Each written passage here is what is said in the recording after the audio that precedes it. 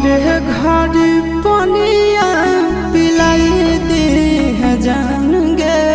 कफन ओढ़ाई दी है टूटत ही जब प्राण गे मरे घर पनिया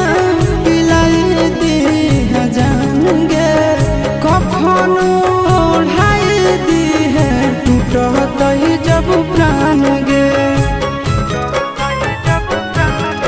हगे हमारा से तोरा जाती प्यार होता भेंट सक छात कर लगे हगे सोनाया गावा हो भरती पा